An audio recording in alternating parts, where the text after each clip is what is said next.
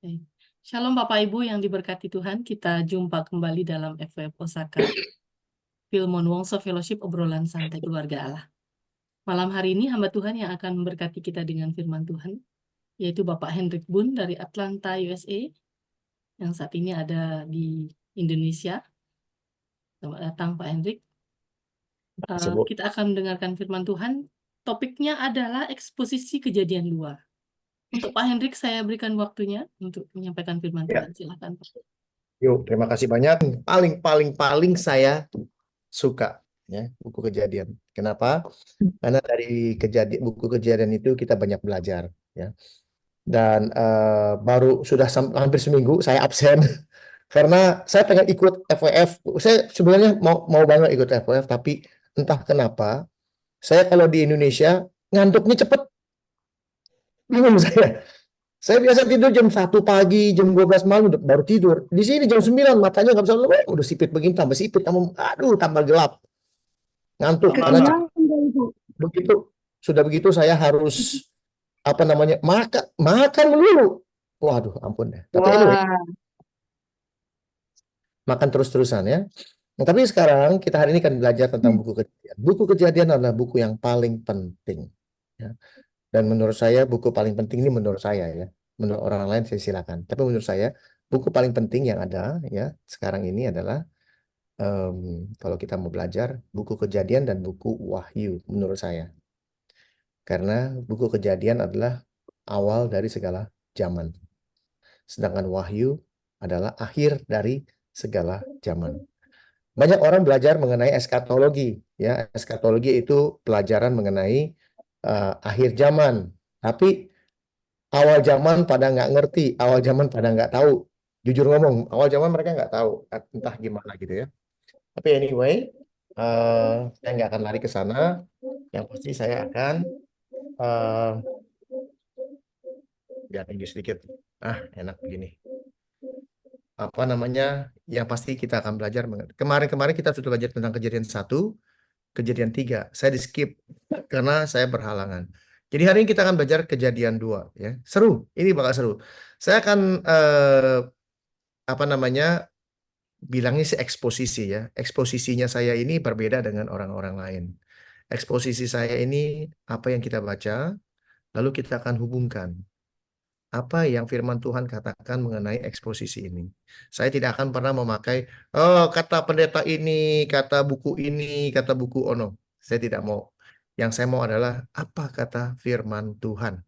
Ya, kalau orang banyak belajar buku, belajar ini bagus buat saya. Tapi jangan sampai buku-buku tersebut karangan manusia, opini pribadi manusia, ya, terutama yang namanya apa itu namanya komentarari, ya.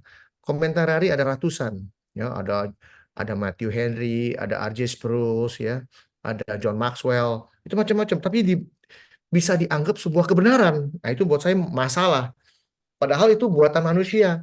Mereka mengeksposisi Alkitab, satu Alkitab dieksposisi, dikomentarari, dan kita yang belajar sekolah teologi dulu memakai komentarari untuk belajar. Sehingga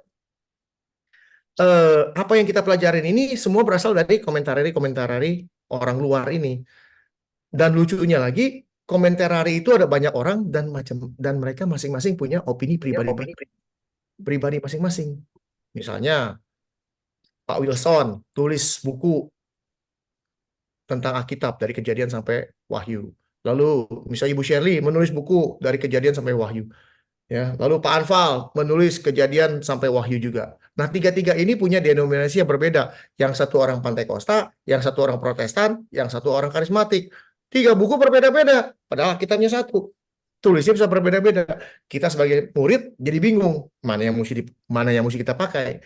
Itu masalah buat saya. Ya. Tapi kalau saya mengeksposisi Alkitab, apa kata Alkitab? Jadi Alkitab menjelaskan Alkitab. Itu jauh lebih baik daripada kata orang. Ya. Nggak usah buang-buang waktu, kita baca aja langsung. Ya. Baca aja langsung ya, nggak usah malu-malu. Dulu, ini Zoom, ini buka Bible. Bagi Bapak Ibu, saya anjurkan untuk bisa mendownload ini ya, mendownload yang namanya YouVersion. Tapi untuk ini ya, untuk apa? Bukan untuk buat telepon, tapi untuk komputer. Nah, untuk belajar firman Tuhan, saya menganjurkan ini apa aplikasi ini ya. Saya nggak jualan dan saya nggak dapat duit dari mereka. Dikasih duit pun saya nggak mau. Kalau mereka butuh duit, saya kasih. Terbalik ya. Saya nggak butuh duit. Nah, yang namanya firman Tuhan itu harus gratis ya. Betul nggak? Ini ibu-ibu yang sudah pernah belajar sama saya, memberi firman Tuhan itu harus gratis. Betul atau enggak? Amin, betul. Betul. Hah? Betul Betul. nggak? Betul. Ada nggak Yes. ayatnya? 100. Yes. Nilainya 100. Betul. Hah? Betul. Hebat. Betul ya? Ada nggak ayatnya? Kalau memberitakan firman Tuhan harus gratis. Saya kasih lihat. Oh, ya ini nih, Pak. Supaya jangan ngomong doang. Memberitakan firman Tuhan harus gratis. Ada ayatnya. Jadi kalau ngomong harus ada ayatnya. Kalau nggak ada ayatnya percuma kalau ngomong. Ya, kita buka. Ada di 2 Korintus 11 ayat. Nah, nih. Ini Paulus yang ngomong ya. Paulus nih. Ada nggak zaman sekarang pendeta-pendeta besar yang sekelas Paulus? Ada nggak? Nggak ada. Nggak ada. Saya jawab betul. Tidak ada. Kenapa? Yang gampang aja. Dia nggak pernah bolak-balik ke penjara. Nggak pernah. Dia tiap hari kerjanya bolak-balik penjara ya. Apakah aku berbuat salah? Oh, loh. Apakah aku berbuat salah jika aku merendahkan diri untuk meninggikan kamu? Ya. Karena aku memberitakan Injil Allah kepada kamu dengan Cuma-cuma. Cuma. alias Cuma-cuma. alias Gratis. gratis. Gratis ya? Betul ya? Ya, Jadi, betul. kalau ada pendeta minta bayar, ya, ngaca lah sedikit ya. Malu-maluin. Malu-maluin. Mau memberitakan firman Tuhan, ada AC-nya enggak? Oh, belum tahu. Gerejanya Ibu Erika, AC-nya luar biasa dinginnya. Tapi bisa nongkrong 4 jam, nggak kepanasan, percaya nggak? Udah saya Iya, bukti, amin. Amin. udah saya uji 4 jam, Terus, bahkan ada bahkan minta liftnya nggak gitu, Pak? ada Ada liftnya nggak? Naik tangga dari atas ke bawah. Kalau bisa digenteng sekalian. Luar biasa itu gereja ya, nggak ada AC, ada AC cuman angin cepat. Ya. Jadi pendeta tanya dulu ada AC-nya, penjemaatnya berapa? Kemarin saya jemaatnya 12 kayak Tuhan Yesus persis. Amin. Amin. Oke, lihat Kejadian 2 ya. Ini ada berapa ayat semua totalnya? Ini totalnya ada 25 ayat ya. Satu ayat kira-kira 1 jam, 25 ayat 25 jam. Siap-siap ya semuanya. Kemarin ibu-ibu pada minta saya, Pak tambah lagi 2 jam boleh nggak Pak? 4 jam loh, minta tambah lagi 2 jam. Mana ada kebaktian 4 jam? Nggak ada. Kayaknya nggak ada di Zoom ini deh Pak orang yang ngomong itu. Ada di sini barangnya. Ya gitu ya. Oke. Demikianlah diselesaikan langit dan bumi dan segala isinya. Ini cerita bagaimana Kejadian 1 Tuhan menciptakan langit dan bumi. Oke. Nggak perlu panjang-panjang. Dan ini yang sering kita kecelek ya kalau baca. Saya mengajarkan cara baca yang benar. Oke, lihat. Ketika Allah pada hari ketujuh telah menyelesaikan pekerjaan yang dibuatnya itu, berhentilah ia pada hari ketujuh dari segala pekerjaan yang telah dibuatnya itu. Pertanyaan, apakah Tuhan berhenti pada hari ketujuh atau hari ketujuh dia masih kerja? Berhenti. Berhenti. Pada hari Berhenti. ketujuh berhenti. Yakin, baca lagi coba. Berhenti lagi. Kerja lah, Oh, menguduskan tidak hari berhenti, Sabat kan masih bekerja kerja. juga. Hah? Masih menyelesaikan pekerjaan. Menguduskannya itu kan bekerja juga. Ya. Jadi ketika pada hari ketujuh ya telah menyelesaikan pekerjaannya. Artinya apa? Sekarang ibu nih, Bu Celi misalnya nih, bikin nasi goreng orang 2 jam. Ibu bikin nasi goreng dari jam 8 pagi sampai jam 4 sore. Itu hari Minggu ceritanya. Apakah hari Minggu ibu masih bekerja atau enggak? Tapi stop jam 4. Kerja nggak tuh? Ya, masih lah. Masih kerja. Jadi hari ketujuh Tuhan masih bekerja. Dia istirahat hari ketujuh, artinya pekerjaannya selesai pada hari ketujuh. Ya, ini yang orang-orang nggak tahu. Banyak orang bilang 6 hari kerja, 7 hari, yang hari ketujuh nggak sama sekali. Padahal hari ketujuh, tulisannya kalau kita baca baik-baik, ketika Allah pada hari ketujuh telah menyelesaikan pekerjaan yang dibuatnya itu, berhentilah ia pada hari ketujuh, bukan pada hari ke-6. Kalau dia berhenti pada hari ke-6, hari ketujuh dia benar-benar istirahat total 1 hari, betul? Tapi karena dia berhenti pada hari ketujuh, berarti hari ketujuh dia masih kerja di situ. Ya, itu baca harus hati-hati. Ya. Jadi kita tahu bahwa hari ketujuh ini adalah di mana Tuhan masih tetap bekerja. Bekerja untuk apa? Minum dulu Remix. Ya, minum dulu, Bu, benar. Ya, ngomong minum saya juga pengen minum. Ya, jadi Tuhan itu nggak pernah istirahat sebenarnya. Dia selalu menyisahkan. Dia selalu menyisakan sebuah hari. Dia selalu menyisakan sebuah hari untuk siapa? Untuk kita. Untuk kita apa? Untuk kita bertobat. Ya, ingat, bagi orang yang berdosa, Tuhan menyiapkan 1 hari untuk bertobat kita. Nggak percaya? Kita buktikan. Ya. Ini baru belajar. Bukan kata si ini, bukan kata si itu, tapi apa kata firman Tuhan. Betul? Betul? Tapi Pak, hari ketujuhnya itu sebenarnya jatuhnya ke hari Sabtu apa ke hari Minggu sih Pak? Sebab orang Mesianik itu mereka tuh menguduskannya kan ada beberapa ya gereja menguduskannya tuh hari Sabtu gitu loh. Ya sekarang begini, Tuhan ada tulis nggak hari ketujuh hari Sabtu? Tuhan ada tulis nggak Ya, ketujuh hari tergantung, ketujuh? makanya tergantung ngitungnya kan dari hari apa kalau jatuhnya ngitungnya dari hari apa aja. Bukan tergantung Gimana? itu, kan tergantung hitungnya, bukan. Kan, tergantung apa yang harus kita perbuat, ya. Lo. Ya, ntar. Saya ini jujur ngomong belum siap ya. Saya belum siap loh ini. Tapi apa kata Tuhan saya jalankan ya. Kita masuk ke 2 Petrus ya. Ya.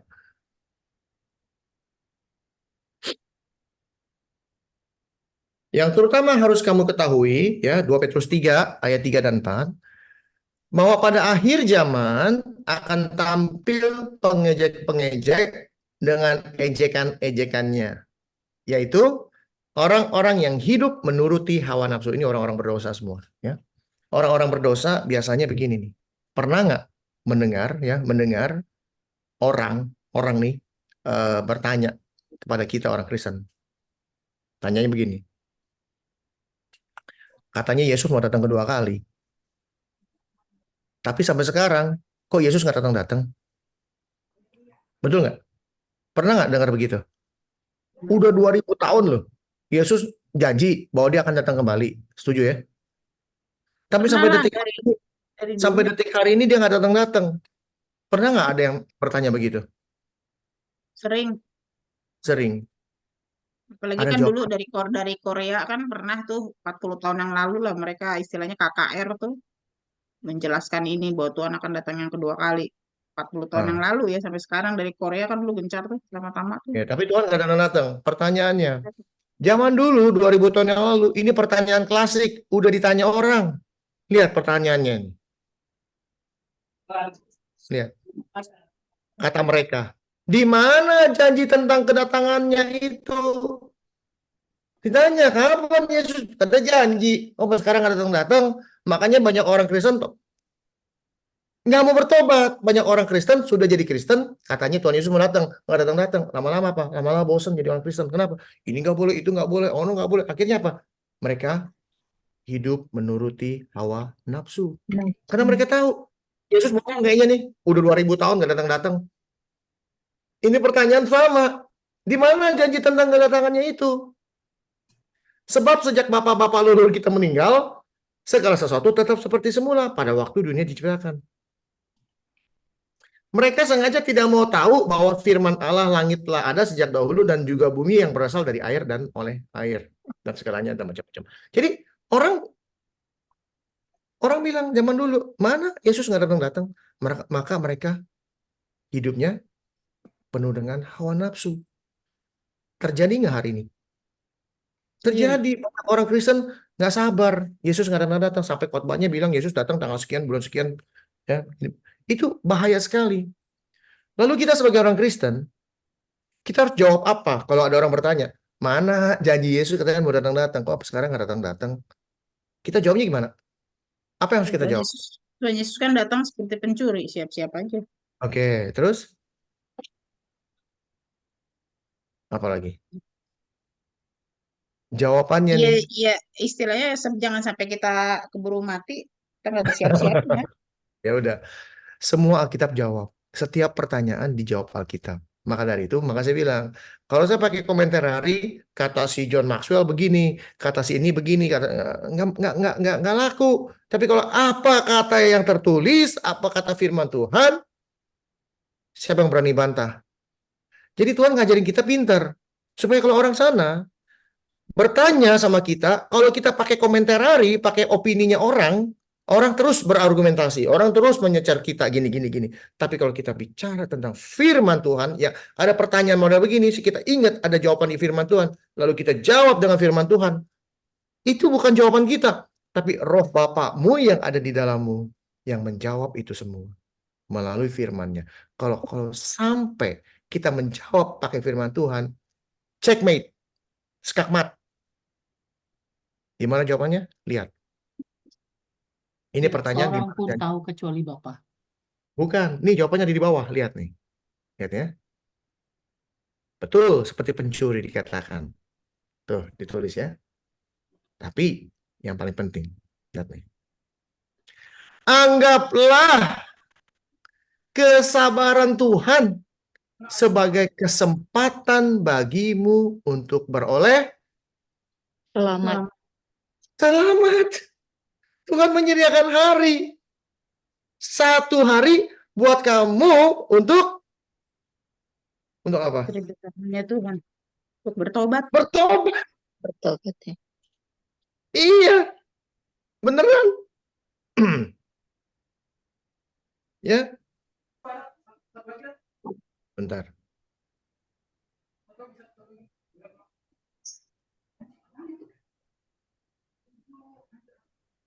Ya. Satu hari untuk bertobat. Jadi Tuhan di Kejadian 2 masih bekerja menunggu orang. Itu maksudnya nih. Ini kalau kita mau pakai analogi di Perjanjian Baru. Ya. Anggaplah Tuhan sabar tuh ribuan tahun loh. Kita nunggu nasi goreng. Bang, lama amat nasi gorengnya, Bang. Betul? Apalagi kalau ibu-ibu nih yang kalau udah mau ke salon. Apalagi udah mau kondangan. Ada ibu-ibu lagi di blow rambutnya. Bu, cepetan dikit, Bu, udah mau kondangan. Kan gitu kan. Gantian. Ini ada yang lagi baru dikeramas dari basah sampai kering, nggak di blow rambutnya, kira-kira gitu ya. Nggak sabar. Ini Tuhan Yesus, Tuhan kita sabar supaya kita semua bisa bertobat, bisa memperoleh keselamatan. Tuh, dijawab. Jadi kalau ada orang bertanya seperti itu, kita bilang sama mereka, anggaplah kesabaran Tuhan buat kamu untuk bisa bertobat. Dan hari ini, apabila kamu mendengar suaranya, ada nggak ayatnya? Jangan kamu Keraskan hati. Jangan kamu Keraskan hati. di mana ayatnya? Ada nggak? Bisa cari ya. Saya juga lupa tuh.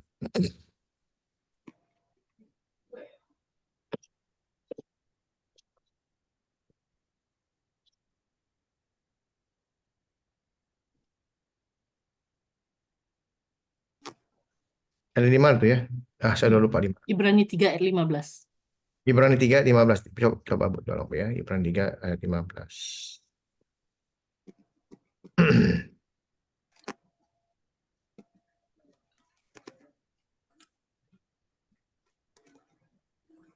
Tapi ayat ini benar. Ini Mazmur, betul. Pada hari ini jika kamu mendengar suaranya, janganlah keraskan hatimu seperti dalam penggeraman. Ini bicara bagaimana kita mendengar suaranya, kita mendapat undangan, panggilan untuk bertobat. Tuhan berikan 1 hari untuk bertobat. Jadi Tuhan selalu bekerja. Bayangin kalau Tuhan istirahat. Pada saat kita mau bertobat, dia istirahat. Aduh, repot. Betul?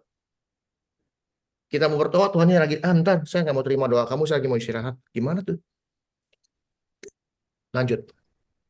Lalu Allah memberkati hari ke-7 itu dan menguduskannya. Karena pada hari itulah ia berhenti dari segala pekerjaan penciptaan yang telah dibuatnya itu. Ya. Ngomong soal Ibrani, saya jadi ingat Ibrani 4. Kita lihat Ibrani 4. Ya. Inilah ceritanya. Ya. Terima kasih Bu Ayu yang sudah memberikan Ibrani 3.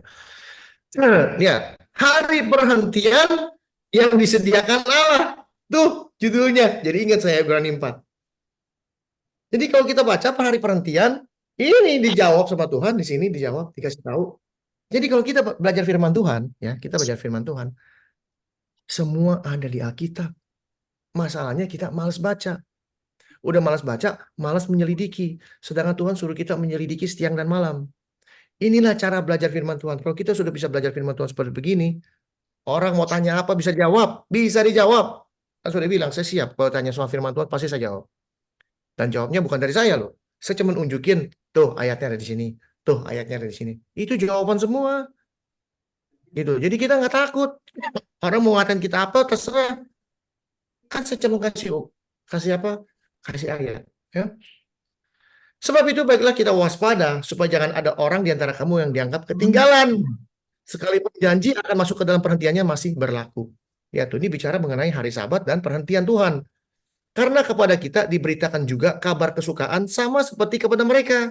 Tetapi firman pemberitaan itu tidak berguna bagi mereka. Mereka ini bagi orang siapa? Karena tidak bertumbuh bersama-sama oleh iman dengan mereka yang mendengarnya. Sebab kita yang beriman akan masuk ke tempat perhentian seperti yang ia katakan. Sehingga aku bersumpah dalam murkaku, mereka tak akan masuk ke tempat perhentianku. Bagi orang-orang yang nggak sabar, bagi orang-orang yang tidak mengikuti apa yang Tuhan inginkan dalam hidupnya, mereka tak akan masuk ke dalam perhentian Tuhan. Tapi orang-orang yang mendengar suaranya Tuhan, ya, lalu berbalik dari kejahatannya, maka dia pun akan masuk dalam perhentian Tuhan. Sekalipun pekerjaannya sudah selesai sejak dunia dijadikan. Sebab tentang hari ke-7 disebut di sini, jadi kita bisa baca. Apa maksudnya hari ke-7? Dikatakan dalam satu nas, dan Allah berhenti pada hari ke-7 dari segala pekerjaannya. Dan dalam nas itu kita baca, mereka takkan masuk ke tempat perhentianku. Mereka takkan masuk ke tempat perhentianku. Jadi sudah jelas. Yang ngomong Ibrani, siapa nggak ada yang tahu siapa yang menulis Ibrani, tapi menurut saya Paulus ya. Jadi sudah jelas bahwa ada sejumlah orang akan masuk ke tempat perhentian itu. Artinya banyak orang yang akan diselamatkan. Ini kok begini? Banyak orang akan diselamatkan. Tapi nggak semua. Dikatakan sudah bahwa ada sejumlah orang akan masuk ke tempat perhentian. Sedangkan mereka yang kepadanya lebih dahulu diberitakan kabar kesukaan itu tidak masuk karena ketidaktaatan. Bayangin. Kita sudah jadi orang Kristen begitu lama. Bisa nggak masuk ke dalam bahteranya Tuhan. Bisa tidak masuk ke dalam perhentiannya Tuhan. Ngeri nggak? Ngeri. Maka saya selalu bilang nih, apalagi yang ibu-ibu dari kalangan dari Yesus Spirit nih, kemarin panas-panas 4 jam. Saya sih salut banget deh. Tapi kita nggak merasa panas kan? Yang ada kita merasa siraman rohaninya luar biasa, betul? Kita mendapatkan pengetahuan yang baru setiap hari, ya. Seperti lagu ya, baru setiap hari, ya kan? Ya, puji Tuhan. Lihat. Sebab itu ia menetapkan pada satu hari, yaitu hari ini. Tuh. Hari ini. Sebab itu menetapkan pula suatu hari, yaitu hari ini. Ketika ia setelah sekian lama, Ibrani 4. Jadi jelas sekali bahwa Tuhan menetapkan suatu hari untuk kita, untuk bisa masuk ke dalam perhentiannya dia. Ya. Ketika ia setelah sekian lama berfirman dengan perantaran Daud seperti kata, pada hari ini jika kamu mendengar suaranya, janganlah keraskan hatimu. Oh, ternyata di Ibrani 4 ada juga ya. Sebab andai kata Yosua ini bla bla bla bla tentang suatu hari lain, jadi barang siapa telah masuk ke tempat perhentiannya, ia sendiri telah berhenti dari segala pekerjaannya. sama seperti Allah berhenti dari pekerjaannya. Artinya apa? Artinya kita ini dalam hidup kita selalu bekerja untuk Dia, ya. Bekerja itu bukan berarti melayani Tuhan, ke gereja, pelayan, enggak. Hidup sesuai dengan rencana Dia, hidup sesuai dengan kekudusan. Itu pekerjaan kita sampai kita benar-benar berhenti jadi manusia. Dan kita mendapat perhentian kita. Dan perhentian kita ada di dalam Tuhan. Ya, itu adalah hope. Ya, kita punya pengharapan dalam hidup kita. Ya, karena itu baiklah kita berusaha untuk masuk ke dalam perhentian itu supaya jangan seorang pun jatuh karena mengikuti contoh ketidaktaatan itu juga. Di mana belajar ketidaktaatan? Betul? Siapa yang belajar ketidaktaatan? Di sini paling banyak orang tidak taat, sama seperti Adam, nggak taat, ya, sangat tidak taat, ya. Oleh karena itu, jangan sampai kita seperti Adam, tapi kita boleh hidup sesuai dengan apa yang Tuhan inginkan dalam hidup kita. Oke, kita lanjut. Ini baru ayat 1 ini habis-habis, ya. Ayat keempat, demikianlah riwayat langit dan bumi pada waktu diciptakan, ketika Tuhan Allah menjadikan bumi dan langit. Belum ada semak apapun di bumi. Ya, semak belukar, berduri segala belum ada, ya, dan belum timbul tumbuh-tumbuhan apapun di padang. Sebab Tuhan Allah belum menurunkan hujan di bumi dan belum ada orang yang mengusahakan tanah itu. Pertanyaan, pada hari pertama, ya, Kejadian 1, Tuhan menciptakan ada tumbuh-tumbuhan. Dikatakan di sini, ya, kalau kita baca Kejadian 1, ya. Hendaklah tanah menumbuhkan tunas-tunas muda, tumbuh-tumbuhan yang berbiji, segala pohon, buah-buahan menghasilkan buah yang berbiji. Dan supaya ada tumbuh-tumbuhan di bumi. Dan jadilah demikian. Tanah itu menumbuhkan tunas-tunas muda, segala jenis tumbuhan yang berbiji, dan segala jenis pohon yang menghasilkan buah yang berbiji. Allah melihat semua baik. Pertanyaan. Di dalam Kejadian 2 dikatakan, belum ada hujan turun. Belum ada hujan turun. Mana tuh? Loh, kok?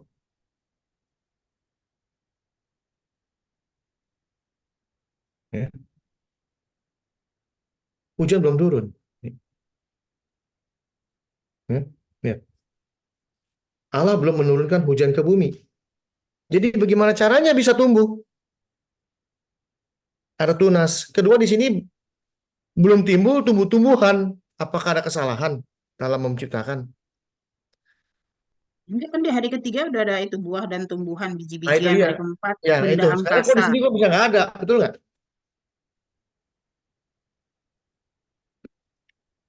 Ini bicara sebuah seed. Ya. Artinya apa? Ada tumbuh-tumbuhan yang belum tumbuh, artinya masih berupa biji. Dia Dia baru biji-bijian aja. hanya biji, tapi belum tumbuh tunasnya, belum tumbuh-tumbuh. Tapi di Kejadian 1 ada tunas yang tumbuh. Ini bicara ada dua hal. Ya. Jadi di Kejadian 1 itu bicara mengenai tumbuh-tumbuhan yang sudah tumbuh, ya, yang Tuhan beritakan, yaitu apa? Kita pertama kali diciptakan Tuhan, manusia adalah sempurna. Sempurna kita, ya. Sebelum ada dosa kita sempurna, kita ini sebagai tumbuhan yang hidup. Ini seperti analogi, ya. Tapi di Kejadian 2 cerita mengenai belum ada semak. Sedangkan semak duri itu tumbuh di Kejadian 3, kalau nggak salah, ya, kita baca nih. Ketika manusia jatuh ke dalam dosa, maka dikatakan, lihat nih, semak duri dan rumput duri akan dihasilkan bagimu. Belum pernah ada semak duri. Tapi pada saat dosa itu masuk, semak duri keluar. Ini, ya. Jadi Tuhan belum menciptakan semak duri, belum ada semak duri. Tapi pada saat dosa itu masuk, semak duri itu keluar. Dan semak duri itu menghimpit biji. Ya, biji ini tidak bisa tumbuh. Ingat cerita tentang apa namanya perumpamaan tentang biji sesawi yang jatuh Sawi. di ini, jatuh di Iya, sini, rumputan jatuh yang di sini. dilalang. Ya, ini bicara seperti ini. Ya, kita semua ada. Jadi saya nggak perlu ke sana karena saya mau mempercepat ngomongnya. Jadi bagaimana caranya biji ini bisa tumbuh? Ada kabut naik ke atas bumi dan membasahi seluruh permukaan bumi itu. Artinya apa? tumbuh-tumbuhan bisa tumbuh di Kejadian 1 bukan karena ada hujan. Hujan itu baru ada zaman Nuh. Hujan itu baru ada zaman Nuh. Set, jauh bener. Ya, lihat tuh. 4, 5, 6. Bukannya Ya. kalau dari pelajaran apa biologi itu kan memang dari kabut, dari apa terus turun jadi air hujan, bukan begitu, Pak? Iya, kan orang bicara mengenai kalau tumbuh-tumbuhan itu hidup harus dikasih air. Sedangkan air hujan baru turun zaman Nuh. Jadi selama ini kok tumbuh-tumbuhan itu hidup dari mana airnya? Ternyata dari kabut. Jadi tanpa hujan pun tanaman bisa hidup. Dan lebih interesting lagi, lebih keren lagi kalau kita baca baik-baik ya. Bukan hanya itu saja, kalau kita baca Kejadian 1, ya lihat. Sorry, Pak. Berarti sebelum zaman Nuh itu nggak ada istilah nama hujan gitu, Pak? Nggak ada. Maka dari itu pada Bukannya saat air bah. Nuh Nuh bilang bakal ada banjir, bakal ada hujan besar. Mereka nggak tahu apa itu hujan. Dari zaman pertama penciptaan sampai zaman Nuh nggak pernah ada hujan. Hujan itu turun pertama kali ada di Nuh. Selama ini nggak pernah ada hujan. Ya, itu ceritanya. Nah, yang lebih lucu lagi Tunggu dulu, tumbuh-tumbuhan. Pak. Sorry. Hah? Kan istilahnya di zaman Nuh itu kan itu disebutnya air bah. Berarti Mhm. kan apa sih lebih daripada hujan gitu loh. Mungkin hujan hal-hal biasa kan bilangnya air bah, bukannya Mhm. dengan konotasi air bah, bukannya hujan hujan bukan hujan yang biasa gitu loh. Mhm. Enggak, maksud saya apa benar Iya. dipastikan gitu loh bahwa baru di zaman Nuh itu ada orang mengenal hujan gitu loh. Mhm. Eh, kan kalau kita baca tentang air bah, Tuhan membuka tingkap-tingkap langit, betul? Jadi langit Nah, dibuka sama yang di bawah tuh dibuka. yang Karena di bawah. karena kan bumi ini dibuat dari air dan air. Jangan pikir, Ya, jangan pikir, bumi kan di tengah-tengah. jangan pikir tuh di atas ini tuh kosong. Di atas kita ini air. Menurut firman Tuhan ya Iya, ini air. iya. Kalau kita baca baik-baik ya. Anyway, Mm-mm. jangan ke sana dulu deh. Karena kalau nanti kita akan bahas mengenai hujan itu baru turun adanya di Nuh, kayak gitu aja. Itu yang paling benar. Nanti kalau nggak tinggal cari sendiri ya. Kita nanti ini panjang banget soalnya nih. Seru soalnya nih. Nanti bikin pertanyaan habis ini yang banyak ya. Bikin pertanyaan yang banyak. Jadi kalau kita lihat tumbuh-tumbuhan tuh bisa hidup bukan hanya karena dari hujan atau dari air, tapi dari embun yang naik. Tapi ada fotosintesis. Bagaimana caranya ada fotosintesis? Bagaimana tumbuhan bisa mengalami fotosintesis dengan bantuan apa? Matahari. Matahari. Pertanyaan. Matahari diciptakan hari keberapa? Hmm. Matahari, Mhm. matahari itu terang ya. Matahari Keempat. terang di hari pertama. Hari keempat. Betul. Siapa yang jawab tadi hari keempat? Angkasa, angkasa, benda-benda angkasa masuknya kan? Iya. Iya kan? Nah, lihat nih. Ya, hari keempat, benda-benda angkasa. Sedangkan tumbuh-tumbuhan ini semua bisa berfotosintesis pada hari ketiga. Tapi pada hari keempat, Tuhan baru menciptakan matahari. Jadi apa yang bisa membuat dia fotosintesis? Apakah matahari? Ya, embun itu sendiri kali ya. Fotosintesis panas. Atau Perlu mungkin cahaya kan ya. hari ketiga dan keempat kan jaraknya dekat gitu loh, Pak. Mungkin. Mana ada yang tahu? Nggak ada yang tahu. Ntar ada yang bilang begini. Ada yang bilang 1 harinya Tuhan, 1000 1000 tahunnya tahun. manusia, betul? Nah, gimana Panjang lama kan? lagi ya. Nah, jadi bagaimana caranya tumbuhan bisa fotosintesis sedangkan tumbuhan diciptakan hari ketiga, matahari diciptakan hari keempat. Ternyata secara firman Tuhan ya, saya bicara, hari pertama diciptakan apa?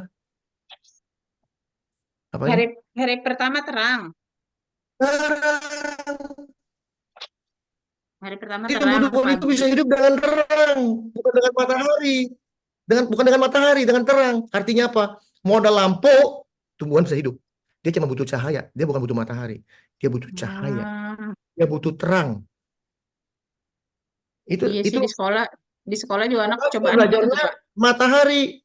fotosintesis. Ternyata sekarang orang tahu modal pakai lampu bisa menghidupkan tumbuh-tumbuhan. Itu alkitabiah. Itu loh. Jelas ya? Saya nggak akan lari ke sana. Nah, nanti pikirin lagi. Matahari diciptakan hari keempat. Bumi hari pertama. Katanya kita muterin matahari. Tapi mataharinya muterin bumi. Bumi. Ini muterin matahari. Kalau matahari ciptaan keempat, 3 hari bumi ngapain? Diem aja ya. Bengong. Nah, Iya, itu harus diem. dipikirkan. Itu harus dipikirkan. Gitu loh. Jangan didiemin, jangan ikut-ikutan. Gitu loh. Ngerti ya maksudnya ya? Kalau mau sains, sains. Kalau mau firman Tuhan, firman Tuhan. Banyak orang seperti ini nih. Bapak kalau ngomong tuh nggak saintifik, Pak. Bapak harus ikutin namanya ilmu pengetahuan. Betul, kita harus ikutin firman Tuhan, tapi Bapak harus ikut juga namanya ilmu pengetahuan yang sudah di apa dibuktikan secara matematik dan macam-macam. Kadang-kadang orang Kristen bingung. Orang Kristen tuh orang yang paling bingung. Oke, saya mau ikut firman Tuhan atau mau ikut sains. Tergantung katanya. Oke, katanya saya dipaksa untuk ikut sains. Oke, lalu saya bilang saya ikut sains ya. Di sini ada yang angkat tangan. Kalau kita semua dari monyet, Tidak. nggak ada. Dari mana? Ya memang bukan monyet, memang dari Tuhan lah. Tahun Ditanam ini dari sama tahun Tuhan. tahunnya dari mana? Ya kan firman Tuhan yang bilang. Nah, itu dia. Orang Kristen bingung. Kalau dibilang kita dari monyet nggak mau terima, padahal sains. Sains loh itu. Ada buktinya loh kita dari monyet katanya. Katanya sains. Tapi secara firman Tuhan nggak bisa. Kita dari Adam, manusia. Nggak mau terima. Tapi saya bilang, oh bumi itu datar. Matahari itu nggak mengitarin bumi. Bumi nggak mengitarin matahari. Matahari yang mengitarin bumi. Nggak bisa, Pak. Bapak bertentangan dengan sains. Jadi Bapak maunya yang mana? Mau sains atau mau firman Tuhan? Sedangkan firman Tuhan mengatakan matahari diciptakan hari keempat, bumi hari ketiga. Jadi bagaimana yang benar? Nah itu tinggal cari sendiri ya. Saya nggak mau lari ke sana. Capek ntar, panjang. Tapi kalau mau bertanya silakan nanti ya. Nah, lewatin. Sekarang kejadian 2 terus. Lanjut. Ya. Jadi jadi matahari tumbuh-tumbuhan bisa hidup gara-gara ada Matahari. embun. Ya, Dan itu bisa terang. melambangkan Iya. dengan terang juga. Dan ini melambangkan ada biji yang ada ditanam di tanah yang belum tumbuh, belum bertumbuh. Nah, biji ini bisa macam-macam ceritanya. Bisa juga bangsa Israel, bisa juga kita yang belum mengenal Tuhan, lalu kita mengenal Kristus, maka kita tumbuh di dalam Kristus. Dan biji itu juga bisa dilambangkan sebagai Kristus. Pada saat Kristus hadir, tunasnya tumbuh, maka keselamatan itu datang. Jadi kejadian 2 itu banyak sekali ceritanya. Kalau kita mau hubungkan dengan perjanjian baru. Ini bisa masuk ke sana. Ya. Tentang biji-biji yang belum tumbuh di sana. Ya. Sedangkan di kejadian 1 sudah ada yang tumbuh. Oke. 7. Ketika itulah Tuhan Allah membentuk manusia dari debu dan nafas hidup ke dalam hidungnya. Ingat, banyak orang Kristen bingung bahwa katanya kita ini dibentuk Tuhan dari debu dan menghembuskan roh ke dalam hidungnya. Saya bilang, Bapak bacanya roh atau nafas hidup? Nafas hidup itu roh. Di mana referensi ada tulisan nafas hidup itu adalah roh. Nggak ada yang ada nafas hidup. Artinya apa? Kita bisa hidup bukan karena ada roh. Kita bisa hidup karena ada nafas yang Nafas hidup. diberikan oleh Tuhan. Tuhan. Artinya apa? Nafas yang kita nafas ini sekarang adalah kekal karena milik Tuhan. Tuhan itu kekal. Napas itu kekal. Bapak Ibu sekalian, mesti ingat. Napas itu kekal. Napas yang ada di hidung kita ini kekal sifatnya. Selama nafas ini ada di dalam hidung kita, kita belum mati loh. Kekal. Setuju ya? Iya. Itu yang firman Tuhan yang ngomong. Selama nafas hidupku ada di dalam hidungku, aku nggak akan mati. Tapi pada saat nafas ini meninggalkan kita, wassalam, goodbye. Ya, rest in peace. Gitu loh. Jadi Nafas ini milik Tuhan. Jangan pernah berpikir Tuhan nggak ada. Nafas Tuhan ada di depan hidung kita. Nafasnya Tuhan. Rohnya Tuhan ada di hidung kita. Itu loh. Maka dikatakan, tidak tahukah kamu bahwa tubuhmu adalah Bait suci. bait Allah? Tuhan bersemayam di hidup kita. Karena apa? Nafas ini milik Dia. Dia punya. Kita bisa bernafas tuh karena milik Dia. Dia yang memberi nafas ini. Jadi kita bernafas ini benar-benar Tuhan, nafasnya Tuhan. Mau agama apapun, mau orang ateis pun, dia harus sadar bahwa Tuhan yang memberi nafas itu. Termasuk nyesek-nyesek Pak, atau lagi pakai mesin. Bisa sakit. Itu kan sakit, nyesek. Tapi kan orang bisa hidup gara-gara masih ada nafasnya. Kalau nafasnya sudah putus, ya sudah. Udah Selesai. diambil ya. Selesai. Jadi harus ingat itu. Ya, nafas yang kita nafas ini adalah kekal. Karena yang memberikan Tuhan. Kalau Tuhan menghembuskan nafas, berarti Dia yang memberikan nafas ini, berarti nafas ini milik Dia. Itu harus sadar itu. Ya. Oke, ini nggak perlu panjang-panjang. Nanti tinggalkan tanya, mau tanya apa bebas. Saya lagi nungguin Pak Anfal nih. Pak Anfal catatannya usah abrek-abrek nih. Selanjutnya Tuhan membuat taman di Eden. Nih, orang pada bilang taman Eden, taman Eden. Pada nggak ngerti taman di Eden. Taman di Eden artinya taman yang ada di Eden. Lokasi ya. taman yang di Eden sama taman Eden beda nggak? Sama kali Pak. Oh sama. Taman di Oh, Eden. bisa jadi ya itu lokasi, beda lokasi Eden ya. itu ada lokasinya, tempatnya. Lokasi. Di dalam Eden ini, di dalam kota Ada Jakarta, di dalam kota ada Jakarta taman-taman. ada Monas. Itu maksudnya. Ya, bukan Jakarta itu namanya Monas, bukan. Tapi di dalam Jakarta itu ada Monas. Sama, di dalam Eden itu ada taman. Taman di Eden. Baca harus benar. Kalau nggak benar, kacau. Ya. Di sebelah timur, disitulah ditempatkannya manusia yang dibentuknya itu. Jadi, manusia itu ditaruh di sebuah taman di Eden. Ya, apa itu Eden?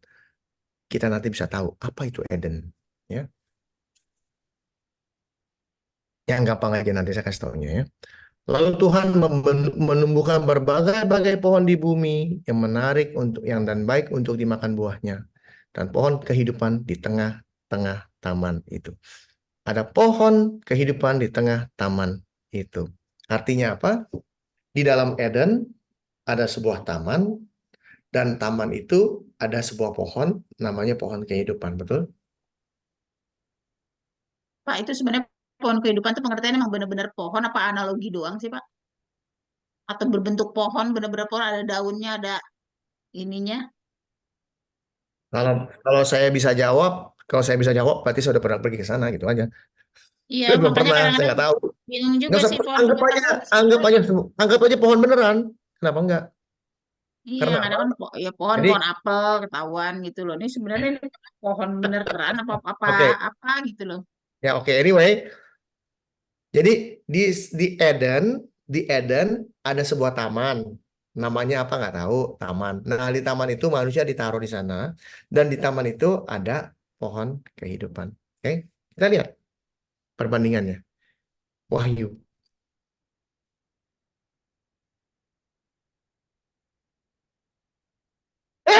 Sorry.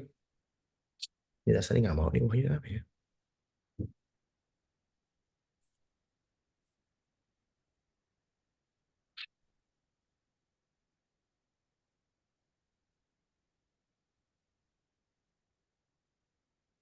Pak, sorry. Di daerah tadi di lokasi Eden lah ya istilahnya itu kan ada Sungai Tigris, Gison, apa gitu loh. Ada 4 sungai kalau nggak salah itu kan tuh subur-subur tuh Pak. Sebenarnya Adam ini cuma sampel yang dibikin taruh di Taman Eden untuk contoh. Apa sebenarnya ada kehidupan-kehidupan lain sih Pak, manusia-manusia lainnya? Ya Atau nggak ada, cuma apakah satu. Adam itu jamak gitu istilahnya Adama atau apa gitu loh? Ya nanti kita jawab ya. Kita bicara mengenai pohon kehidupan dulu, oke? Ia menunjukkan kepadaku sungai air kehidupan yang jernih bagaikan kristal dan mengalir di luar tahta Allah dan tahta anak domba. Mengalir keluar dari tahta Allah dan tahta anak domba. Oke, ini kemarin kita bicara mengenai ini. Di tengah-tengah kota itu, yaitu di menyeberang sungai itu, ada pohon-pohon kehidupan. Ini salah cetak ini. Bukan pohon-pohon, disebut pohon kehidupan. Ini cetakan Indonesia disebut pohon Pohon saja. pohon tok. Ini kalimat pohon-pohon ini bisa berbahaya artinya. Iya, banyak macam-macam jadi. Kayak macam-macam. Cuman satu pohon kehidupan. Ya, nggak percaya buka lagi bahasa Inggrisnya, terserah. Ya, cek sendiri aja. Ini pohon kehidupan. Jadi di dalam tahta Allah, ini tahta Allah dan tahta anak domba, ya, itu ada sungai yang mengalir dan di tengah kota itu ada sebuah kota baru namanya Yerusalem baru. Kemarin kita bicara mengenai ada yang bilang ada Yerusalem baru, ada sorga berubah-ubah. Tapi ini jelas sekali di dalam sorga, di dalam tahtanya Allah ada sebuah kota dan di dalam kota itu di tengahnya ada pohon kehidupan. Ini bicara apa? Bahwa pohon kehidupan ini ada di tengah taman itu dan taman itu sekarang berubah menjadi kota. Ya, disebut kota atau Yerusalem baru. Masalah nantinya kita gimana, Bapak-bapak, kalau ada yang nggak setuju ya nggak apa-apa. Ya, tapi saya hanya memberitahu di Wahyu 22 dikatakan ada pohon kehidupan.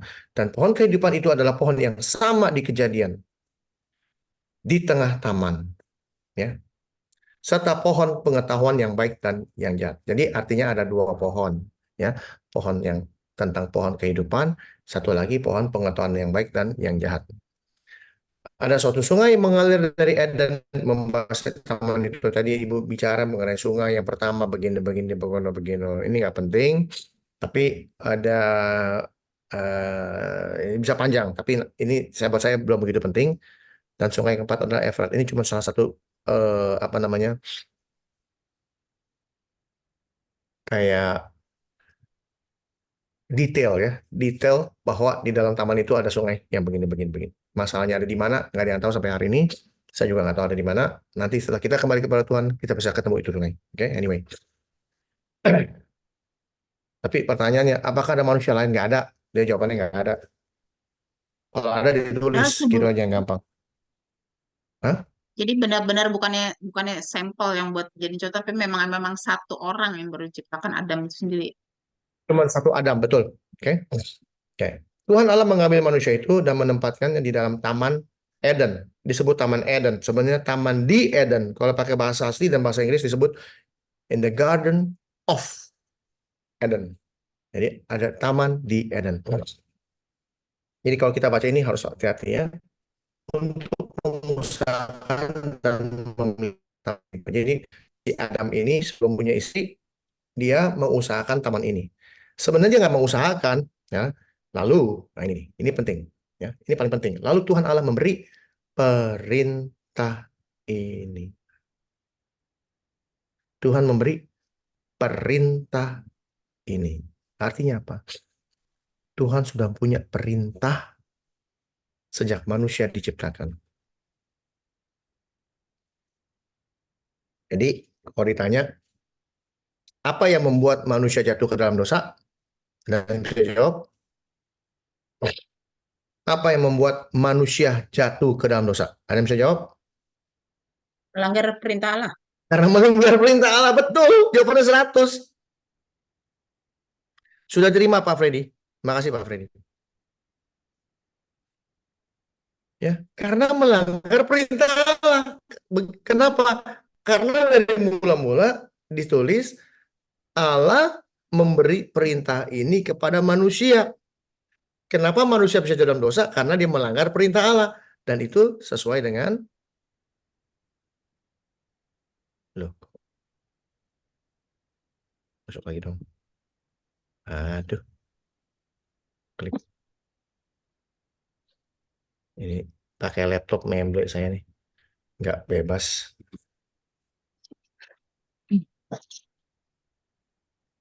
Karena firman Tuhan jelas mengatakan definisi ya. Mana tuh?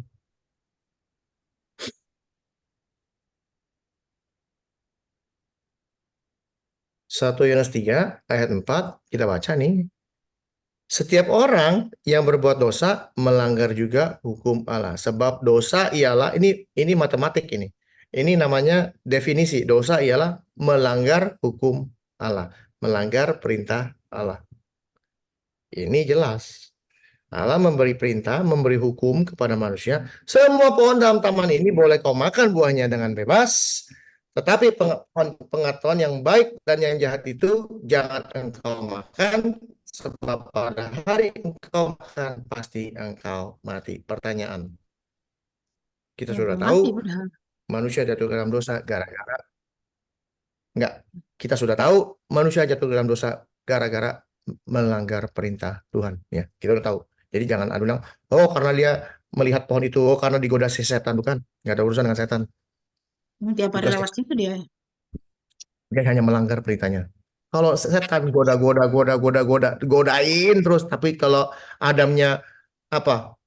Nggak Cuek. melanggar perintahnya, jatuh nggak? Enggak. Enggak. Gitu aja gampang. Jadi jangan salahin setan. Setan lah disalah-salahin. Nggak usah. Biarin. Salahin istrinya aja. Salahin istrinya. Mau salahin siapa? Nggak ada yang salah-salahan. Itu makanya pada salah-salahan kan pada waktu jatuh itu. Jadi nggak ada urusan dengan setan. Kita sendiri. Kita bisa jatuh dalam dosa gara-gara kita sendiri. Lalu kalau kita baca baik-baik, Tuhan bilang, semua pohon boleh kamu makan, kecuali pohon pohon apa? Pohon Yang baik dan yang jahat kan. Yang Tapi baik dan jahat. pohon kehidupan boleh makan nggak? Pohon kehidupan Boleh makan nggak? boleh. Ya boleh. Tapi dia nggak pilih pohon kehidupan. Dia pilih pohon yang satu lagi. Padahal Itu itu pengetahuan juga tuh Pak, pohon pengetahuan. bukan. Itu manusia dari pertama udah begitu. Dikasih kebebasan sama Tuhan, kamu boleh makan semua termasuk pohon kehidupan. Pak, kenapa Adam bisa hidup selama-lamanya? Karena ada pohon kehidupan. Dan buku Wahyu menyatakan bahwa pohon kehidupan itu adalah Tuhan Kristus sendiri dikatakan. Artinya kita ada firman dalam hidup kita. Karena firman itu yang menghidupkan. Itu loh. Akulah pohon, akulah pokok anggur. Yesus mengatakan itu. Jadi lucu sekali. Manusia disuruh pilih pohon yang lebih bagus, yang membawa hidup, yang membawa keselamatan. Tapi yang dipilih pohon yang membawa kematian. Kan lucu. Betul nggak? Itulah cara membaca firman Tuhan. Kok begini? Kok begitu? Karena dari mulanya Tuhan sudah tahu. Bukan sudah tahu manusia bakal jatuh ke dalam dosa, lalu gimana? Enggak. Karena manusia diberi kesempatan sama Tuhan untuk bisa hidup benar. Tapi manusia memilih hidup tidak benar. Oleh karena itu, banyak orang bilang kita ini lahir berdosa. Bukan. Kita bukan lahir berdosa. Kita lahirnya kudus. Lahirnya suci. Beneran. Ya, nih kita baca baik-baik. Kemarin udah saya jelaskan ya, tapi saya jelaskan kembali. Kita lihat Yeremia. Ya, Yeremia 1 bilang apa? Sebelum aku membentuk engkau dalam rahim ibumu, sebelum dibentuk, aku sudah mengenal engkau, kata Tuhan. Dan sebelum kamu keluar dari kandungan, nih sebelum keluar nih, aku telah menguduskan engkau. Kudus kita lahirnya. Kita lahir kudus. Tapi kita diceritain sama orang, diceritain sama gereja, kita lahir gak kudus. Kita manusia-manusia berdosa. Maka gak heran, teman kita paling baik adalah dosa. Karena kita dari lahir dibilang orang berdosa. Bahkan lucunya lagi orang Kristen nih. Sudah Kristen, sudah ditebus dosanya. Doanya apa? Tuhan ampuni Dosa saya. dosa saya. Sedih nggak? Sedih banget. Tapi Pak, mungkin itu backgroundnya gaya bahasa yang apa sih, eufemisme gitu loh, gaya bahasa Gak ada merendahkan. gaya bahasa. Pertanyaannya, kalau kita nggak berbuat dosa, ngapain berdoanya saya berbuat dosa? Kan kalau kita berbuat dosa, minta ampun berbuat dosa. Tapi kalau kita nggak pernah berbuat dosa, ngapain berdoanya? Ampuni dosa saya. Nggak pakai gaya-gayaan. Berdosa ya berdosa. Tuhan saya baru nipu orang. Sekarang gayanya begini. Aduh ampuni dosa saya habis nipu orang. Gitu. Enggak. Kita berbuat dosa, baru minta ampun. Kalau kita nggak berbuat dosa, mau minta ampun apaan sama Tuhan? Betul? Pertanyaannya, orang Kristen berapa banyak doanya ampuni dosa saya? Doanya rata-rata pendeta Ya, juga kenapa? gitu doanya. Karena enak, berbuat dosa itu enak. Udah gitu pakai ayat yang canggih, ayat yang sakti. Ayat apa? Ada yang ingat ayat sakti? Kalau kita berbuat dosa, Mengakui jangan dosa kita di khawatir. hadapan Allah, maka dosamu merah seperti apa? Satu Biji akan satu diubah Yohanes menjadi satu dan putih. bukan. Ini ayat yang Ada. paling banyak disalahgunain sama orang Kristen, di abuse habis-habisan. Jika kita mengaku dosa Iya, jika kita, kita mengaku maka dosa, dia, ya, itu kan. maka ia adalah setia dan adil, sehingga ia akan mengampuni segala dosa kita dan menyucikan kita dari segala kejahatan. Enak bener. Itu Nah, lagi itu Pertanyaan, Pak, siapa yang kenapa dosa Pak? begitu tuh dosa bertentangan tuh, Pak? kirmisi itu Pak, dosa kirmisi. Dosa kemisi itu kan ada di ini, di Amsal apa di mana? Ya. Enggak, di Yeremia apa di Yesaya? Ya. Yesaya kalau nggak salah. Jadi ini ayat yang paling banyak disalahgunain sama orang. Tuh, kalau kita ngaku Tuhan tuh adil. Tuhan akan mengampuni segala dosa kita. Pertanyaannya, jika kita mengaku dosa kita, ini ayat buat siapa? Buat orang Kristen? Buat orang yang belum bertobat atau buat orang yang sudah bertobat? Belum, Yang sudah bertobat. belum. Gimana Pak yang sudah bertobat? Sudah bertobat ngapain yang berdosa? Belum. Kalau orang yang belum pernah bertobat, syarat utama bertobat yaitu apa? Mengaku dosa. Mesti ngaku dosa. Artinya ayat ini khusus diberikan buat orang yang belum bertobat. Orang di luar kekristenan, orang belum kenal Tuhan. Ini ayatnya. Tapi dipakai buat orang Kristen. Tapi kan ada yang sudah bertobat masih dosa lagi Pak. Loh, pertanyaannya Pak, kenapa mau berbuat dosa lagi? Sedangkan firman Tuhan mengatakan, ini firman Tuhan ya, bukan saya loh. Lihat. Nih. Setiap orang yang tetap berada di dalam dia, artinya mulutnya ngaku ada Kristus, saya ada di dalam Tuhan, hidupku bukan hidupku lagi, tapi Kristus dalam hidup aku berdoa di dalam roh, aku berdoa, aku memuji Tuhan di dalam roh, kalau berdoanya pakai roh, pakai bahasa roh, kata pangeran segala macam, tidak berbuat dosa lagi, Pak. Ini loh, firman Tuhan mengatakan, kalau orang ada di dalam Kristus, dia tidak berbuat dosa lagi. Tapi orang yang tetap berbuat dosa, termasuk orang Kristen yang berbahasa roh, misalnya, dibilang apa? Tidak melihat, bahkan tidak mengenal dia. Ini. Jadi mau pakai excuse apa lagi? Mau pakai alasan apa lagi? Orang kalau sudah kenal Tuhan, yang bertobat, tidak berbuat dosa lagi. Tapi kalau kita masih tetap berbuat dosa, orang Kristen, dibilang sama Tuhan tidak melihat bahkan tidak mengenal dia, maka genaplah firman Tuhan yang mengatakan aku tidak mengenal engkau. Artinya apa? Apakah Tuhan yang tidak mau mengenal kita? Bukan, tapi kitanya yang nggak mau mengenal dia. Kita sudah di Kristen masih mau berbuat dosa. Artinya apa? Kita nggak kenal dia. Bukan dia yang nggak mau kenal kita, kitanya yang nggak mau kenal dia. Bahaya nggak? Bahaya banget. Maka dipakai 1 Yohanes 1:9, berbuat dosa melulu, udah gitu minta ampun terus. Nggak heran orang Kristen doanya, ampuni dosa saya Tuhan, ampuni dosa saya. Tuhan bilang, kamu jadi orang Kristen nggak berbuat dosa, kenapa kamu berbuat dosa lagi? Mending kalau Tuhan berani bilang, saya tidak kenal kamu siapa? Repot loh itu, jangan main-main loh.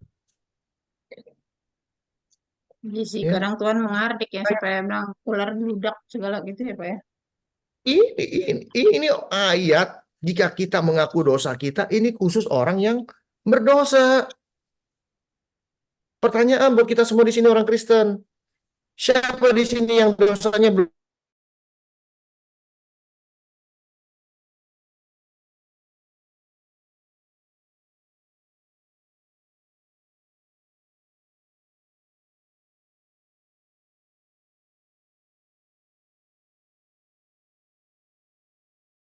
%, tapi doanya Tuhan ampuni dosa saya, berarti masih belum full dong.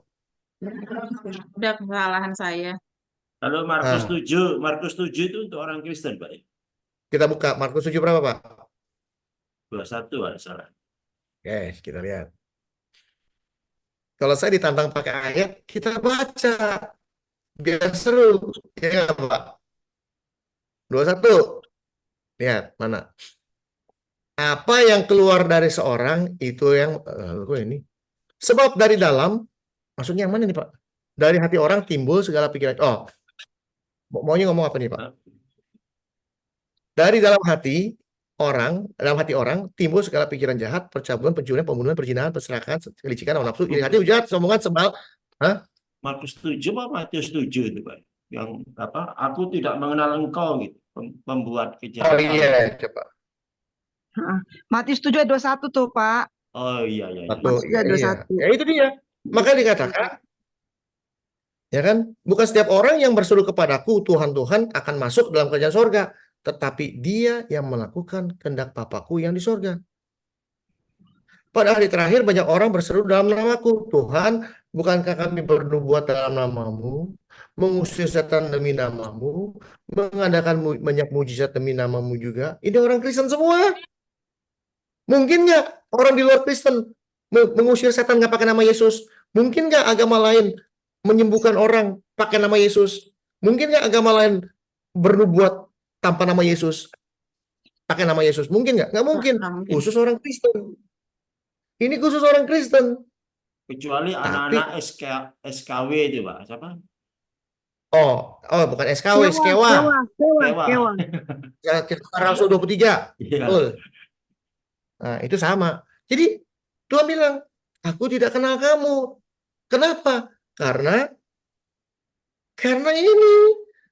Karena setiap orang yang tetap berbuat dosa tidak melihat dan tidak mengenal Dia. Artinya bukan Tuhan yang tidak mengenal kita.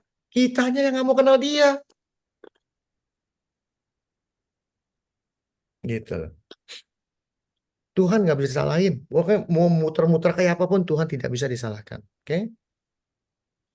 Lanjut. Berapa ini?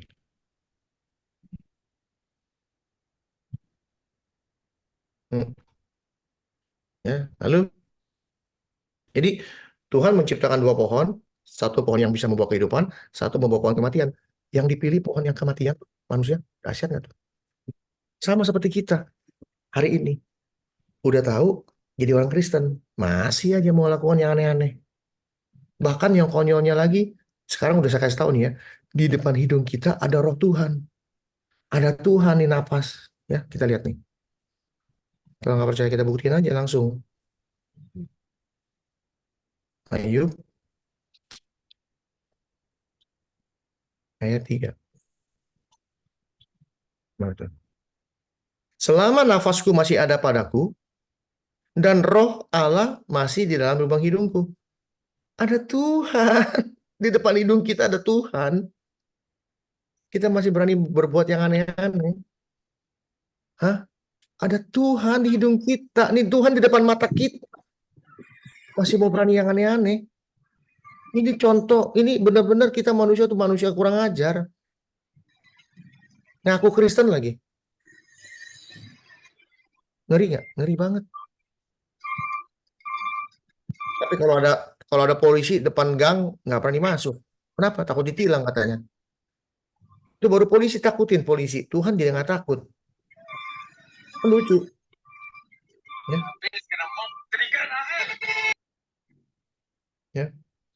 Lanjut nih.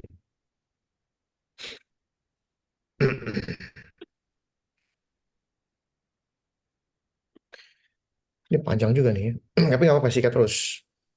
Tuhan Allah berfirman, tidak baik kalau manusia itu seorang diri saja. Aku akan menjadikan dia penolong baginya yang sepadan dengan dia. Ya. Lalu Tuhan Allah membentuk dari tanah segala binatang hutan, segala burung di udara, di bawahnya semuanya kepada manusia itu untuk melihat bagaimana ia menamainya. Dan seperti nama yang diberikan manusia kepada tiap-tiap makhluk yang hidup, demikianlah nanti nama makhluk itu. Manusia itu memberi nama kepada segala ternak, bla bla bla bla bla. Tapi baginya tidak dijumpai penolong yang sepadan dengan dia. Bapak Ibu sekalian, terutama bapak-bapak. Bagi ibu-ibu yang ada di Yosua Spirit sudah tahu jawabannya ya. Kenapa? Kenapa Tuhan memberikan seorang penolong yang sepadan? Kenapa Tuhan memberikan istri atau seorang wanita kepada laki-laki?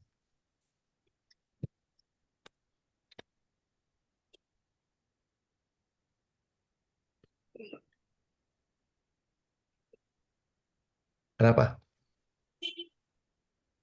Supaya bisa menjalankan perintah Tuhan yang sudah dilakukan kepada suami kita. Oke, terus ada yang lain? Pak Anfal udah mau ngomong tuh, silakan Pak. Masih mikir, Pak. Masih mikir. Oke, langsung aja yang aja buang waktu. Pada saat Adam diciptakan, belum ada wanita, dia boleh ngapain aja. Dia mau makan tinggal petik. Dia mau gini, semua dia terima. Apa sih yang nggak enak di sana? Semua dia terima. Menerima, semua diterima, terima. Cuma bisanya nerima dia. Tapi dia tidak pernah memberi. Dia mau memberi nih. Dijelaskan loh di sini. Dia memberi nama, berarti memberi, ya.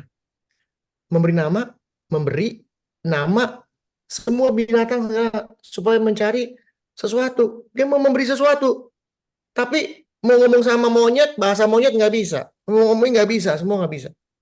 Nggak sepadan gitu loh. Dia nggak bisa memberi. Maka Tuhan bilang, ini nggak benar ini.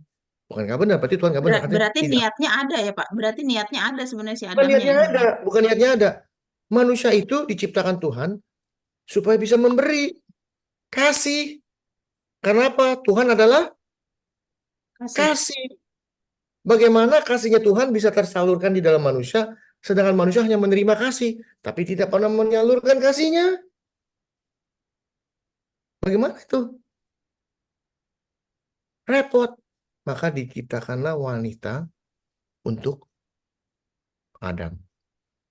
Sehingga Adam bisa memberikan kasihnya kepada si Sih nggak dari awal Tuhan menciptakan sepasang aja gitu? ya, itu pertanyaan yang bagus sebenarnya, ya. Kenapa nggak pasang aja gitu? Kan Tuhan tahu juga masalahnya. Karena pada mulanya manusia diciptakan menurut gambar dan rupa Allah. Gambar dan rupa Allah hanya satu, ya. Yang ada rupa, yang ada gambar, yang berbentuk jasmani hanya satu, ya. Itu saja sih jawabannya, ya. Karena anak laki-laki juga gitu ya. Ya kira-kira begitu deh, ya. Nanti itu urusan belakangan. Kita ngomong yang sekarang sini loh. Apa namanya? Jadi bapak-bapak harus memberikan kasihnya kepada istrinya. Karena Tuhan menciptakan kasih supaya kita jangan hanya menerima tapi memberi. Sehingga kita bisa memberi kasih kita kepada orang lain. Maka Tuhan Yesus mengatakan, aku memberikan hukum yang baru. Kasihilah sesamamu manusia. Jangan hanya menerima. Kita nggak pernah memberi. Kalau kita tidak pernah memberi, kita tidak pernah tahu apa itu artinya kasih.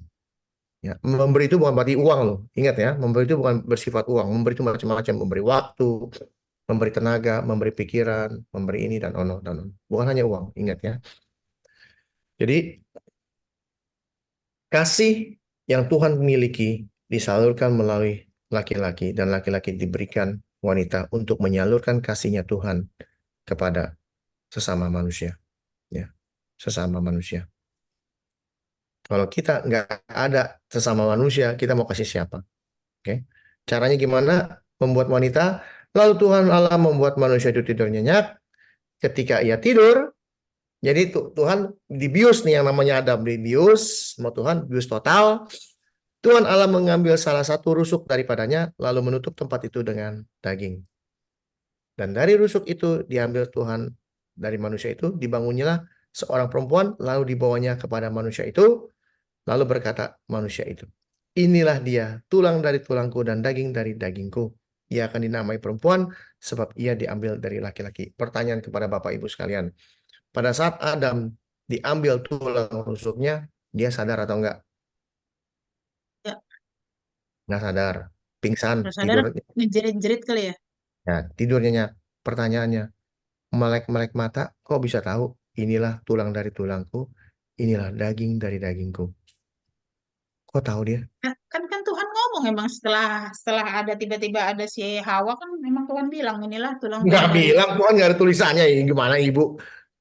Tadi bukannya bilang tuh di situ. Nggak bilang dari tulang rusuk Tuhan dibangunnya Oh iya, seorang iya. Itu bukan perempuan itu. berdialog ya, di Lalu situ bukan berdialog. dibawanya kepada manusia itu. Setelah jadi dikasih manusia, manusia langsung ngomong, inilah dia tulang dari tulangku, daging Ya dari bentuknya dagingku. sama, Pertanyaannya, Pak. kok tahu? Ya bentuknya sama Hah? dia, cuma ya bentuknya sama dan juga Pertanyaannya, gini. dia bilang tulang sama daging. Loh enggak gini, Pak. Pertanyaannya Soalnya tulang kan dan gini. daging. Sekarang ibu nih, ibu paham? Ya gimana? Enggak, Pak. Biasanya mungkin dia punya feeling. Oh, ya ya berarti ini nih belahan jiwa gua nih gitu.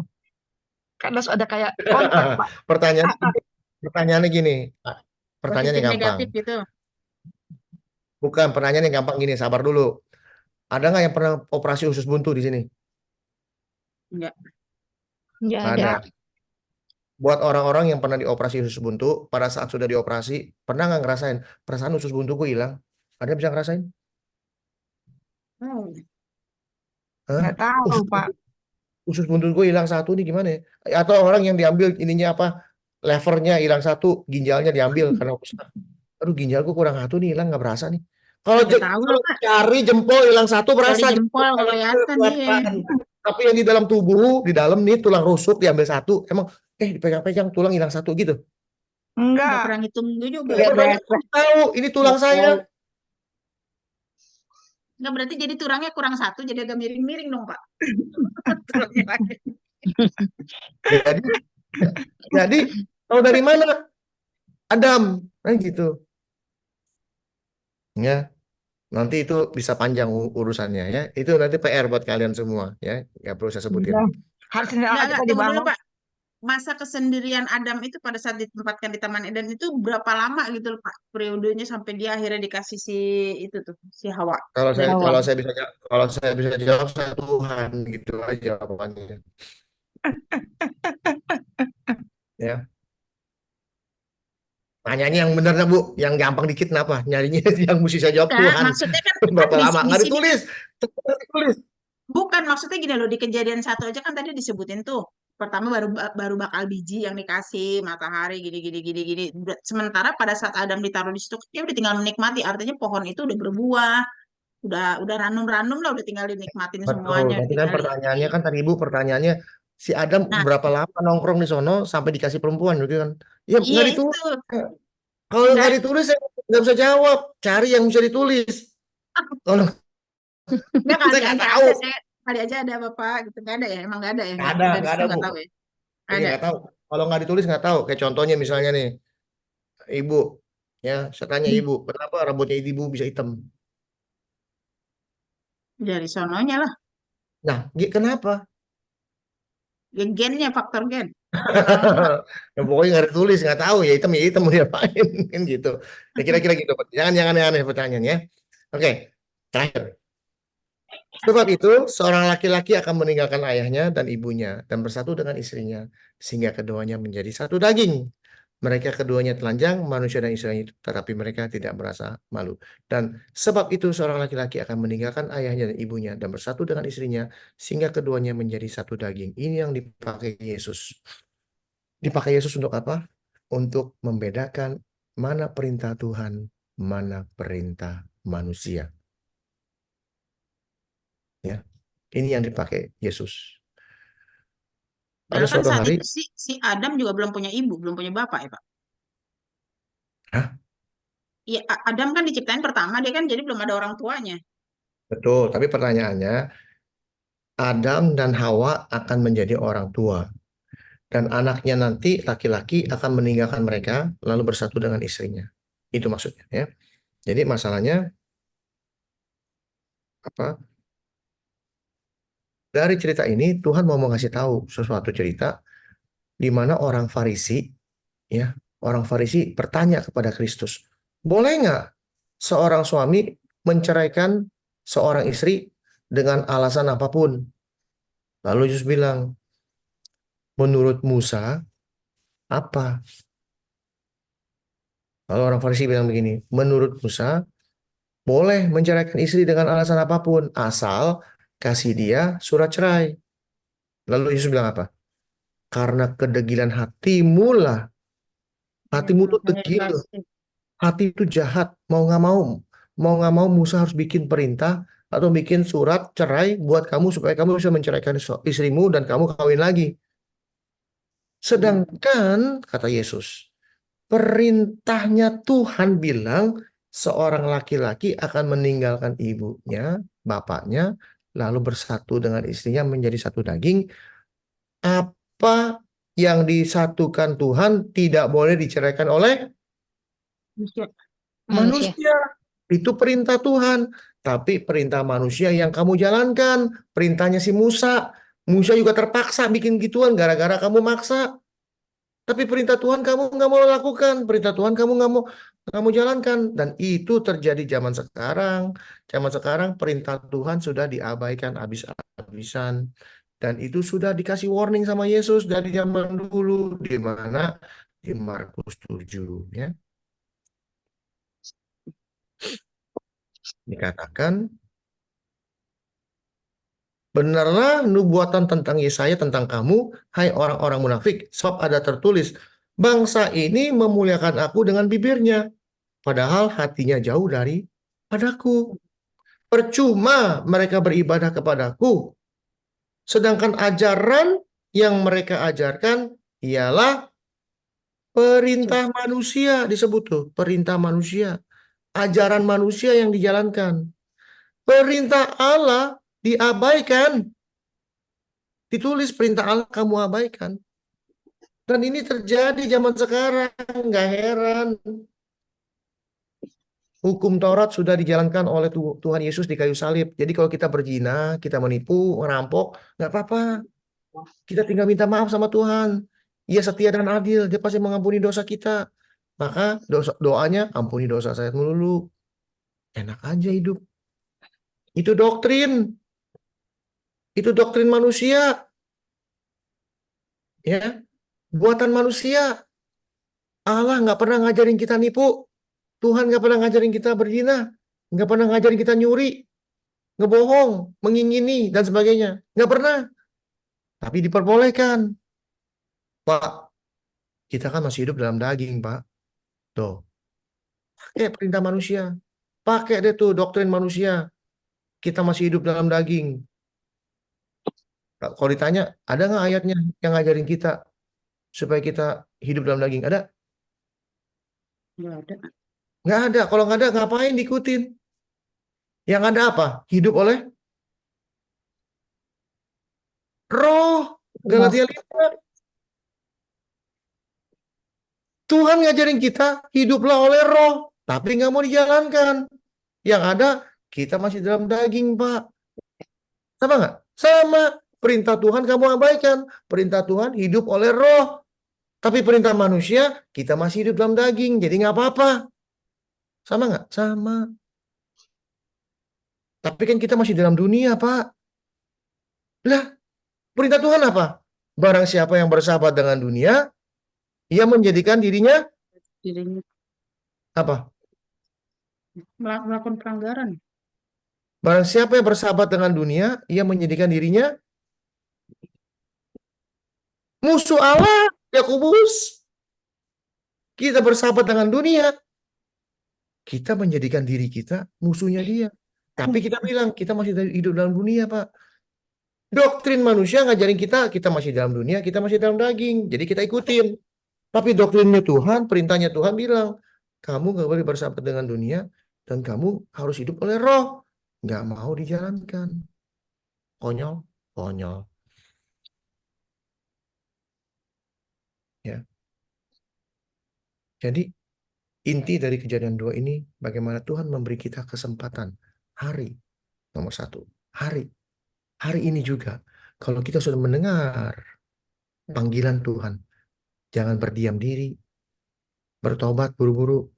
Selama ini jadi orang Kristen bertobat, stop, udah jangan ngapa-ngapain, jangan berbuat lagi yang aneh-aneh. Harus sadar, di depan hidung kita ada napasnya Tuhan. Tuhan menciptakan kita dengan napasnya, supaya kita bisa hidup. Nafas itu yang diberikan kepada kita, ya, sehingga kita bisa hidup kembali. Suatu hari nanti kita akan dibangkitkan oleh Tuhan, dan nafas hidup itu akan dikembalikan kepada kita. Nggak percaya, kita buktikan.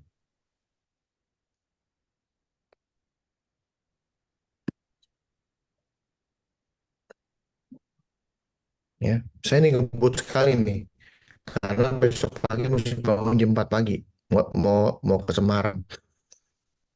Ya, lihat, berfirmanlah Tuhan kepadaku, kepada Yeskiel, hai anak manusia, dapatkah tulang-tulang ini dihidupkan kembali? Artinya orang sudah mati, jadi tulang belulang. Ya, tulang-tulang kering, dikatakan tulang-tulang kering. Lihat nih, tulang-tulang itu amat kering. Jawab Yeskiel, ya Tuhan Allah, Engkaulah yang mengetahuinya. Dia nggak tahu gimana cara ngidupin orang. Lalu firman-Nya kepadaku, bernubuatlah mengenai tulang-tulang ini dan katakan kepadanya, hai tulang-tulang yang kering, dengarlah firman Tuhan. Beginilah firman Tuhan kepada tulang-tulang ini. Aku memberi apa? Nafas hidup. Napas hidup di dalammu supaya Kamu hidup kembali. kamu hidup Hidup kembali. kembali. Bukannya roh, tapi napas hidup supaya kita hidup kembali. Caranya gimana Tuhan? Aku akan memberi urat kepadamu dan menumbuhkan daging kepadamu. Aku akan tutup kamu dengan kulit. Artinya tulang ini akan diberikan urat-urat, diberikan daging, lalu ditutup dengan kulit. Lihat tuh prosesnya. Keren nggak? Keren. Jadi kita nanti kalau mati, tinggal tulang belulang, kita akan bangkit kembali dengan tubuh yang sempurna. Dan kita akan diberikan napas hidup supaya kita hidup kembali. Caranya bagaimana? Hidup benar, hidup kudus sesuai dengan program dia mula-mula. Bahwa kita ini lahir kudus. Caranya lahir kudus gimana? Efesus 1 disebutkan, sebab di dalam dia Allah telah memilih kita sebelum dunia dijadikan. Jadi sebelum dunia jadi, sebelum kita jadi, Tuhan sudah membuat program. Programnya apa? Supaya kita kudus, tak bercacat di hadapannya. Ini yang paling benar. Kita harus benar, kita harus kudus. Kita nggak boleh ada cacat sedikit pun di hadapan Tuhan. Baru kita bisa mengalami yang namanya napas hidup yang baru. Tubuh mulia, tubuh yang baru. Ya, jadi kejadian dua ini ngajarin kita, Tuhan benar-benar sabar sama kita. Dia mau kita semua selamat. Dan kita orang Kristen kadang-kadang nggak mau melayani Tuhan, nggak mau menjalankan perintahnya Tuhan.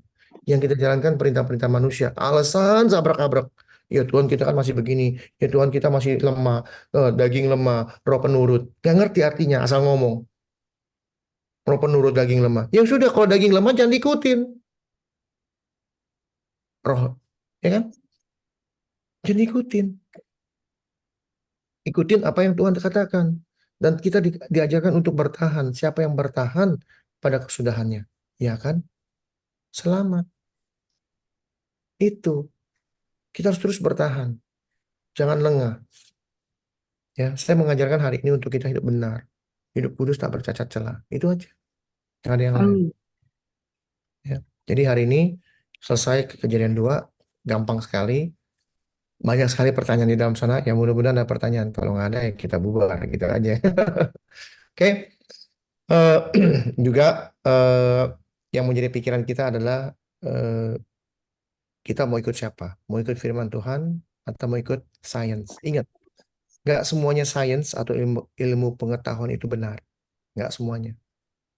Kadang-kadang ilmu pengetahuan itu mencoba membuat Alkitab ini menjadi dongeng. Ya, salah satunya adalah manusia dari monyet. Dengan mengatakan bahwa kita manusia dari monyet, Alkitab itu semua dongeng. Bahwa kita ciptaan Tuhan. Kita ciptakan tuh manusia mula-mulanya. Itu dongeng. Lalu Tuhan mengatakan bahwa bumi ini diam. Buku Mazmur banyak sekali mengatakan bumi ini diam, bumi ini tidak bergerak. Bumi ini adalah tumpuan kakinya Tuhan. Tapi ilmu pengetahuan mengatakan kita ini bergerak. Bumi ini bergerak mengelilingi matahari. Ya, berputar begitu. Itu sains. Dongeng, jadi dongeng. Alkitab itu dongeng, salah semua. Maka nggak heran anak-anak zaman sekarang kalau buka Alkitab tutup lagi. Kenapa? Dongeng. Nggak sesuai dengan sains. Bahaya sekali. Jadi pilih mau ikut Tuhan atau mau ikut sains, pilih. Tapi saya tidak mengatakan sains salah semua. Sains itu ada yang benar, ya. Sains yang mendukung firman Tuhan itu yang benar. Bukan firman Tuhan mendukung sains, tapi sains mendukung firman Tuhan. Oke. Ya. Dan yang terakhir, kita harus hidup sebagai pasangan suami istri yang benar. Karena istri diciptakan Tuhan sebagai penolong. Artinya laki-laki memberikan kasihnya kepada perempuan dan perempuan memberikan kasihnya berupa pertolongan kepada suaminya. Sifatnya perempuan itu harus menolong. Ingat itu. Tuhan yang ciptakan itu. Kita dijadikan penolong. Ya, wanita. Dan laki-laki memberikan kasihnya kepada perempuan. Dan perempuan memberikan pertolongan kepada suaminya. Ya, dan tidak ada satu manusia pun yang boleh menceraikan. Itu dari saya. Terima kasih. Terima kasih buat waktu yang diberikan dan terima kasih buat teman-teman yang sudah hadir memberikan waktu untuk mendengar firman Tuhan. Biar malam ini kita bisa tidur dengan nyenyak, kita bisa belajar firman Tuhan lebih baik. Ya, mari kita berdoa. Bapa di dalam surga, terima kasih kami sudah selesai mendengar suara Tuhan. Hamba-Mu juga selesai Tuhan. Biarlah Tuhan firman yang Tuhan berikan kepada kami tidak jatuh sia-sia, tapi biarlah jatuh ke dalam hati kami dan Tuhan siramkan setiap hari untuk tumbuh sebagai firman yang hidup dalam kehidupan kami. Ajar kami untuk mengenal Tuhan lebih baik. Ajar kami untuk hidup benar, hidup kudus dan tak bercacat di hadapan Tuhan, sehingga kami sempurna. Banyak orang mengatakan kita tidak bisa sempurna, padahal Tuhan mengatakan kita harus sempurna. Sempurna di dalam hidup benar. Kesempurnaan itu adalah hidup benar, menyangkal diri kami sebagai orang berdosa. Kami bukan orang berdosa lagi, tapi kami adalah orang-orang yang kudus, yang berkenan di hadapan Tuhan. Dan bukan persembahan uang yang kami akan berikan, tapi persembahan tubuhlah yang harus kami berikan kepada Tuhan.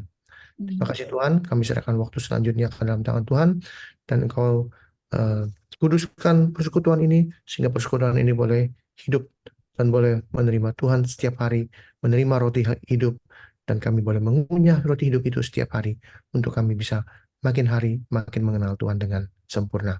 Di dalam nama Tuhan Yesus kami berdoa mengucap syukur. Amin. Amin. Terima kasih Pak Hendrik. Amin. Ya, makasih waktunya Pak Hendri. Oh, sama-sama. Terima kasih Pak Hendrik Sip. yang sudah memberikan firman Tuhan. Apakah ada pertanyaan dari Bapak Ibu? Ya ada saya mau bertanya. Silakan. Bu. Ya Pak Hendy, kan kalau menurut pengetahuan kan matahari itu lebih gede ya dari bumi. Nah itu kalau yang di Alkitab ada nggak ukuran bumi, apakah memang lebih kecil dari matahari atau justru bumi yang lebih besar daripada matahari gitu? Oke, kita baca baik-baik.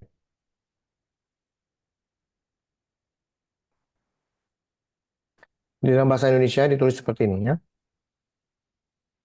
Ini firman Tuhan ya, bukannya saya ya. Jadi mau percaya syukur, nggak percaya udah. Maka Allah menjadikan kedua benda penerang yang besar itu. Kedua benda penerang yang besar itu.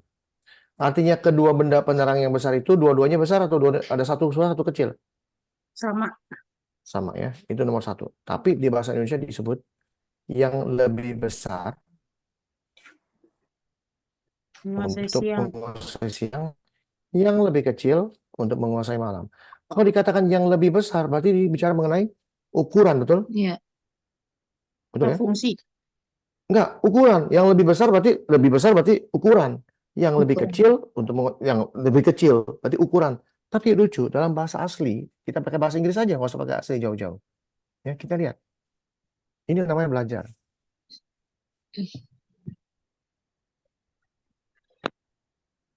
Ya, artinya, lihat nih.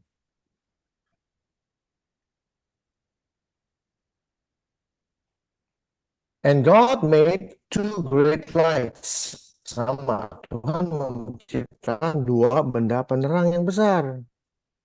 The greater light bukan berarti the greater light itu artinya terang yang lebih terang. Terang yang lebih terang. Bukan ukuran size-nya, tapi terangnya lebih terang untuk menguasai siang, and the lesser light artinya terang yang lebih redup untuk menguasai malam. Kalau nggak percaya kita ini aja yang gampang. Pakai bahasa Inggris, lalu copy, terus di Google Translate yang gampang.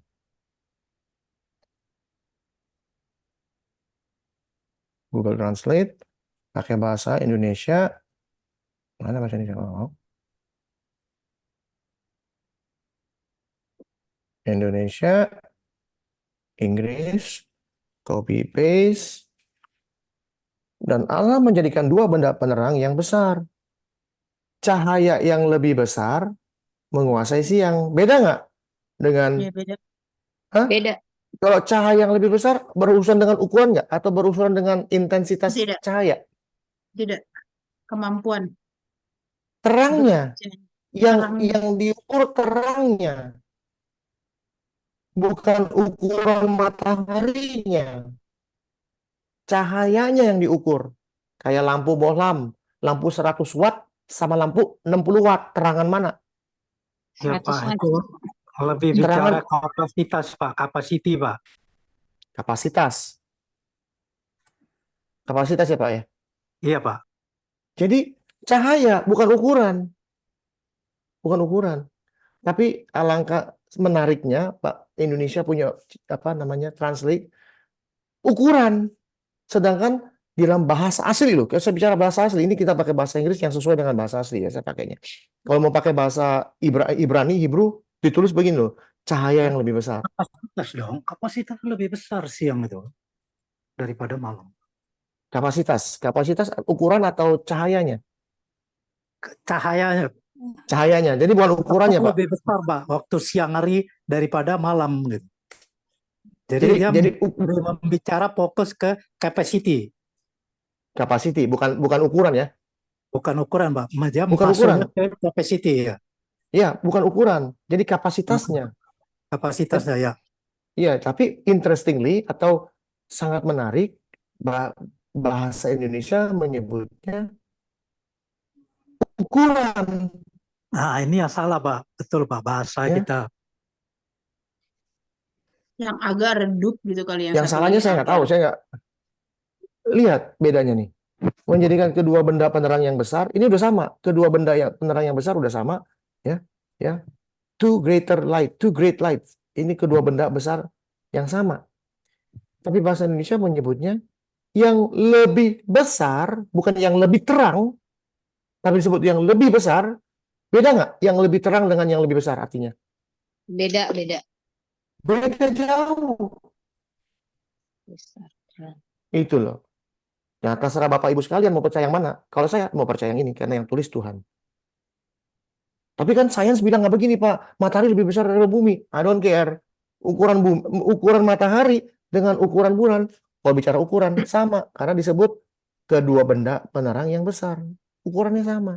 Cuman yang satu lebih terang, 1000 watt. Yang satu cuma 100 watt. Redup-redup buat malam. Itu aja bedanya. Ukurannya sama. Tapi bahasa Indonesia disebutkan yang lebih besar, ini bahaya. Dan jangan lupa, orang Amerika juga bilang lebih besar matahari. Padahal bahasanya sendiri bilang yang lebih terang. Tapi yang di otak mereka bilang yang lebih besar. Lucu nggak tuh? Sehingga apa? Sehingga kita semua lihat matahari sebagai pusat tata surya. Pusat tata surya dulunya tuh bumi, bukan matahari, bumi. Tumpuan kaki Tuhan ada di mana? Di matahari atau di bumi? Bumi. Kenapa matahari? Karena kita harus menyembah dewa matahari. Itu loh, urusannya itu ke sana. Ya. Oke? Menjawab, Bu. Kalau bicara ukuran, bukan ukuran. Kapasitas, intensitas cahaya. Ya Pak, terima kasih banyak Pak Hendrik. Yuk. Ya mungkin yang lain ada yang mau bertanya juga, silakan. Silakan kalau ada yang bertanya lagi. Ada, Bapak Ibu? Pak Hendrik sudah ngantuk? Saya sih belum ngantuk, tapi saya mesti bangun jam 4 pagi. Nggak apa-apa. Sedikit lagi Oke, boleh lah. Masih ada dua pertanyaan lagi lah. Dua pertanyaan. silakan Bapak Ibu, 2 pertanyaan lagi. Di buku Kejadian. Banyak sekali loh pertanyaan di sini. Ya. Ini saya tanya deh. Kalau ada pertanyaan, saya bertanya. Ya.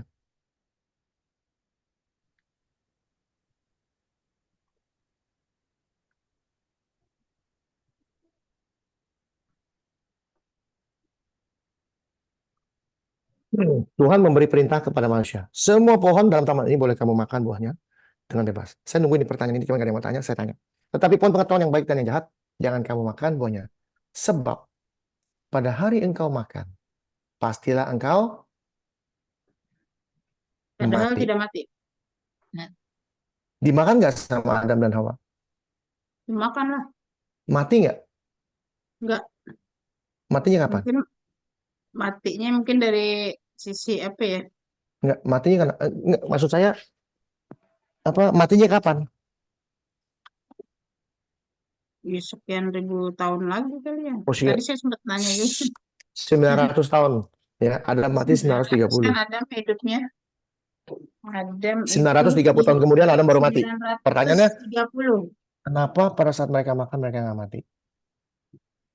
Padahal Tuhan bilang, kamu harus mati. Berarti Tuhan tuh nggak bohong dong. Mungkin dikasih waktu bertobat juga kali, Pak. Apakah dia mati bukan mati secara fisik, Pak? Apa dia mati karena rohaninya yang mati? Itu doktrin, Pak. Makanya saya bilang, doktrin itu jahat sekali. Kita Oh. diajarin katanya itu mati karena rohani yang mati. Jahat sekali. Mati, Pak. Harusnya mati. Pertanyaan kenapa nggak mati? Biar firman Tuhan yang jawab. Ya, ini firman Tuhan yang jawab ya, bukan saya ya. Petrus. 1 Petrus 1, kalau nggak salah ya. Ayat.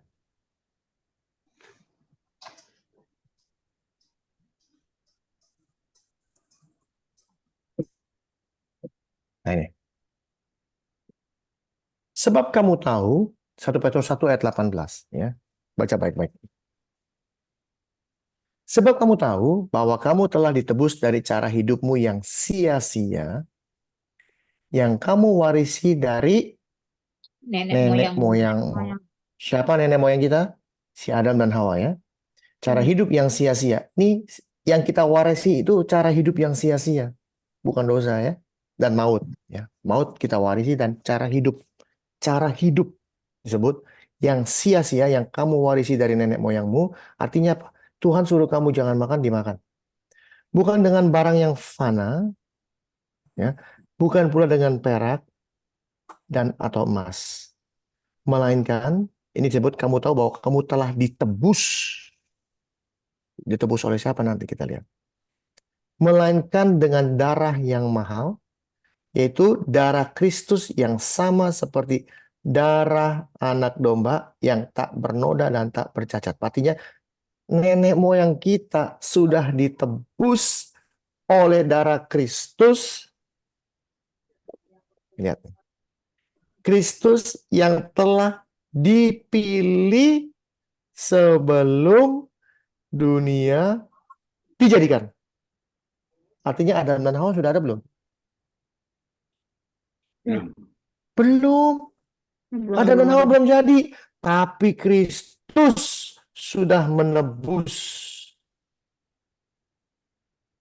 hidup kita. Hidup nenek moyang kita. Dengan darahnya yang mahal. Lalu, tetapi karena kamu, ia baru menyatakan dirinya pada zaman akhir. Artinya apa? Sebelum manusia, ini akan menjawab pertanyaan, kenapa sih Tuhan menciptakan manusia? Tahu bisa udah pasti berdosa. Betul nggak? Dia bisa aja stop kan? Tapi dia nggak lakukan. Sebelum ada kejadian ini semua, Tuhan menciptakan manusia menurut Efesus 1:4 harus hidupnya benar, kudus, tak bercacat celah. Tapi Tuhan sudah memilih Kristus sebagai domba, anak domba yang akan disembelih sebagai jaminan. Jadi sebelum terjadi manusia, sudah ada jaminan. Jaminan keselamatan di dalam Kristus. Artinya apa? Pada saat Adam dan Hawa mengambil buah itu, Yesus berdiri di hadapan Bapa di sorga. Inilah aku. Disembelih dia. Secara dunia roh dia disembelih. Sebagai domba yang tak bercacat, yang tak bernoda. Yang oleh karena kita, kamu, dia menyatakan dirinya di zaman akhir. Bukan di akhir zaman. Beda. Zaman akhir sama akhir zaman beda. Di zaman akhir artinya 4.000 tahun kemudian. Penebusan dosa dari Adam ini dinyatakan dalam dirinya sebagai manusia. Show off. Sama show off. Show off itu apa ya? Mempertontonkan penyembelihan itu secara jasmani di depan mata kita semua 2000 tahun yang lalu di kayu salib.